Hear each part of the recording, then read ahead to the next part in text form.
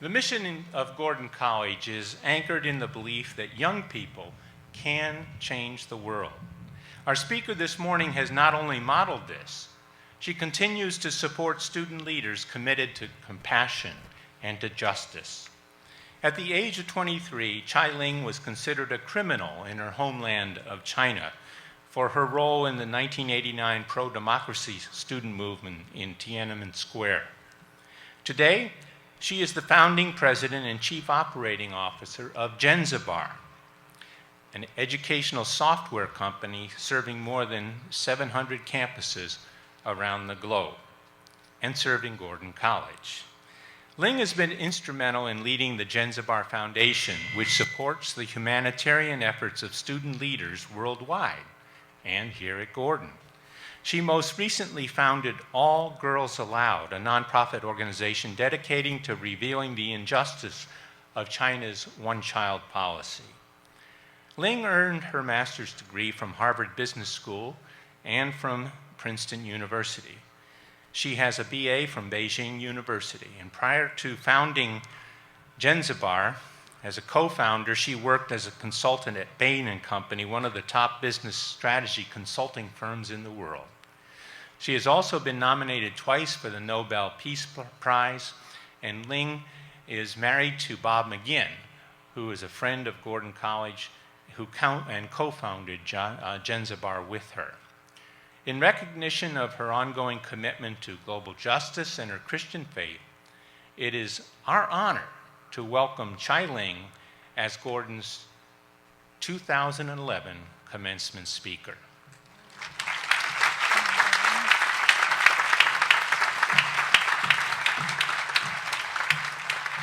Good morning.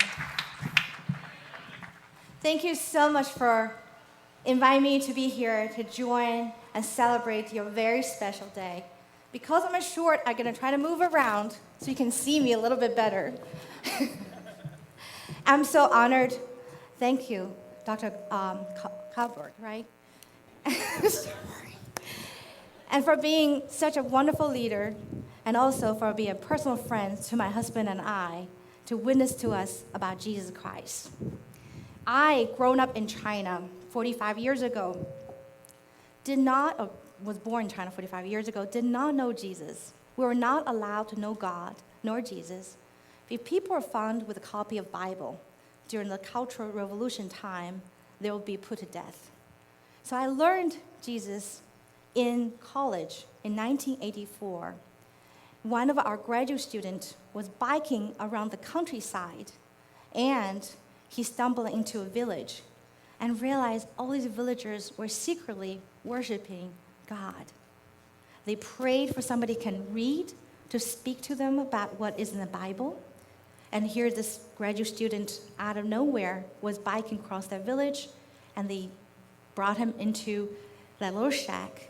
They passed around the Bible and brought to him. He read and read all night long to them.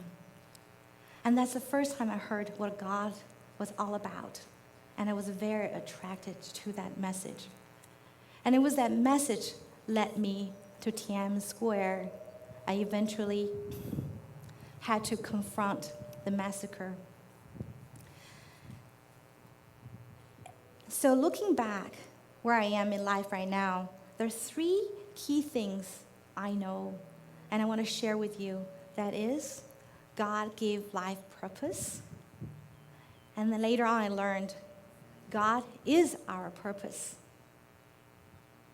And the third thing, which I'm learning right now, is when we become the man or woman God had purpose made us to be, we'll set the world on fire. So, after Tiananmen massacre, and I have to be put, on the most wanted list in China, I had to go escape as a refugee. And took me 10 months in hiding until finally I was put in a cargo box, 6 by 6 by 6, and to basically in complete darkness and isolation to survive 5 days and 4 nights to be in that place and come out from China. And when I arrived freedom, I thought, wow, life can be happily ever after. But it was not necessarily the case. One tragedy after another kept happening to me. At first, I lost my marriage to another Chinese student, and then I lost my mother and my grandmother. And later on, I graduated from Princeton or Harvard, but I could not do the job I really loved because the American company wanted to do business with China. I did not understand that. Each time, I rely on my own strength to fight back, to overcome. I can only tell you how fortunate you are because you have Jesus on your side to advocating for you, so you have that peace of strength when you complete down under. I didn't. So only until a little over, 16, 17 months ago, December 4th, 2009, I was a witness to Jesus, and finally I realized for all my life, I've been put on this mission to try to save China, but I couldn't get that job done. So I said, Jesus, if you're the one who can save China, I will give my life to you. And I knelt down, said a prayer, and set me free. Little did I know, the first one was saved was me, then it was my families, and now I am in God's presence, being adopted into his family. It's just a beautiful, beautiful gift, and many of you enjoy every day. So then what is my purpose in life then? During the 10-month hiding, when I saw the TV, so many people died at Tiananmen, why did I allow to live? And so the people who are protecting me, saving me, the Buddhist people, they said, that's because your job in this life has not been finished yet. So it was that tenacity, that the vision that I still have a job to do in this life, and carry me out through that cargo box. But only when I come to Jesus, I start realizing what that job, that purpose might be. On the last hour of Tiananmen massacre, when the tanks, troops approaching to us, it was the most terrifying moment in my life. Because now we're going to be facing death. It's no longer a concept of watching a movie, reading novels. It was we're in the middle of death, and it was marching at us. And it was that moment, like, what is the purpose? Why we're making this sacrifice? A voice came to my mind saying, it was through our sacrifices a new nation will be born. It was at that moment I felt this warmth of just energy flow through my body. It was a feeling of love to the entire country, and also including the soldiers and the people who ordered the massacre. So once I come to Jesus, I realize God's purpose for me is to bring his love to China. As many of you know, China today has the largest, fastest Christ movement on earth. In the past 20 years, over 100 million people had came to Christ. This is not come to Christ, go to Sunday churches, have picnic, and go home type of Christ movement. It's the kind of Christ movement you'll be willing to die and to sacrifice and to give our lives to Christ. And their belief system is China will become the largest mission-sending country to go back to Jerusalem and to preach the gospel to all the world. Then Jesus will come. And so that's why God is putting, me to be defined by him and give me a purpose. Then how am I going to bring God's love to China? It's such a big job. Again, as how God created each one of us before the foundation of the universe, he also prepared us to get that specific job he set for us uniquely able to do, and by the time we get there. A month before I came to Christ, I was led into a congressional testimony hearing and about China's one-child policy. At that time, I was kind of proud and arrogant. I thought I knew China. I know the human rights abuses. I'm an expert on that. Little did I know, I got such huge education. And my heart was broke. I could never be the same since that. There was this young lady called Wu Juan, and she was pregnant in 1995, and she was 5 months and was in hiding because she did not have the birth permit. Under China's one-child policy, each family only allowed to have one child. That means all the other children has to be put to death. That is the true meaning of this policy. How they do it, they found her, beat her father almost to death, and found her, drag her out of this clinic where hundreds of women were there waiting to go through the forced abortion process or forced sterilization process. And they put a big needle through her tummy and put the poison into the baby's skull through that process. And she started going through a contraction process. And with no anesthesia, no painkiller to help her. And for her, the baby did not come out the first day, the second day, and the third day. They brought her into the operating table, opened her body up, and chopped the baby in pieces.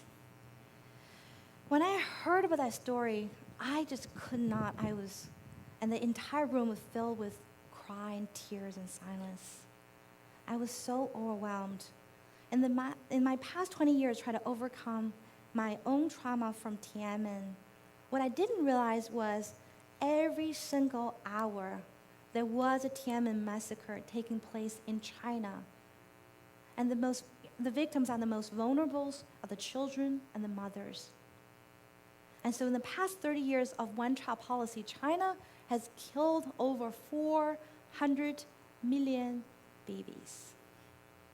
And the rest of the world does not know, including me, and we let that happen.